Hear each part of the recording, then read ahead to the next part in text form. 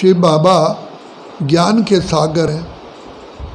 पहले ज्ञान के सागर हैं, फिर आनंद, शांति, सुख, प्रेम, पवित्रता के सागर हैं।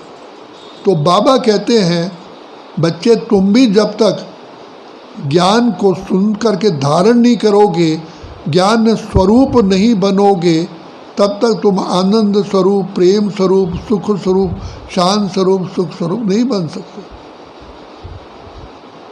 तो इसलिए शिव बाबा को आकर के हमें पहले पहले ज्ञान का तीसरा नेत्र देते हैं और सबसे हमें श्रेष्ठ बुद्धि देते हैं, क्योंकि कर्म करने के लिए बुद्धि जज करती है। अगर बुद्धि सही निर्णय करेगी तो उसका फल, कर्म अच्छा होगा, फल भी अच्छा मिलेगा। तो बाप ने आकर के हमें कहा कि बच्चे तुम्हारे पाप कर्म करने से मंद बुद्धि हो गई है। तो पाप कर्म कैसे हुए और उनसे कैसे बचें? तो इसलिए शिव बाबा को हमें अपनी असली पहचान देनी पड़ी कि तुम शुद्ध आत्मा हो, देह तुम्हारा वस्त्र है, देह के द्वारा तो तुम कर्म करते हो, कर्म करने वाले तुम अजर अमर अविनाशी आत्मा हो। तो जब तुम आत्मा अपने को समझते थे तो दूसरे की देह में भी आत्मा को देखते थे।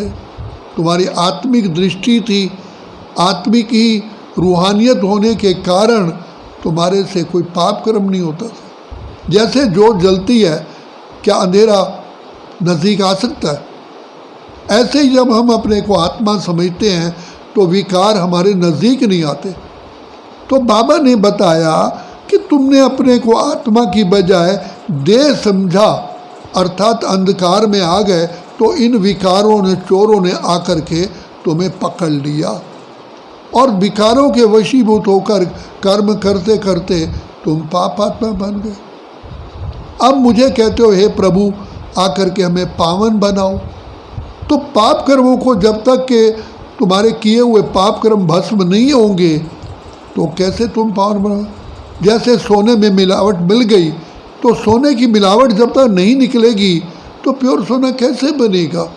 तो सोने को सुनार अग्नि में डालता है, धोबी कपड़े को धोता है अच्छी तरह से। इसी प्रकार से शिव बाबा भी आकर के, क्योंकि हम चैतन्य आत्मा हैं, तो बाबा आकर के हमको ज्ञान देते हैं, बच्चे तुम आत्मा हो, तुम जीवात्मा, अपना ही मित्र अपना शत्रु है।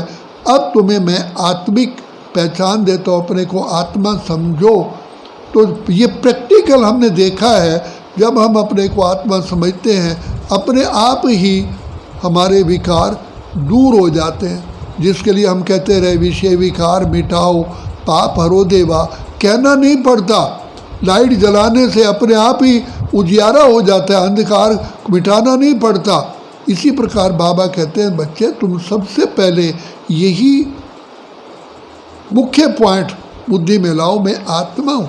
फिर भगवान को कहना नहीं पड़ेगा विषय विकार मिटाओ पाप हरो देवा। विषय विकार तो अपने आप ही मिट जाते हैं। और जो पिछले किए हुए हमारे संस्कार हैं उसको भस्म करने के लिए बाबा ने कहा मुझ पिता परमात्मा को याद करो।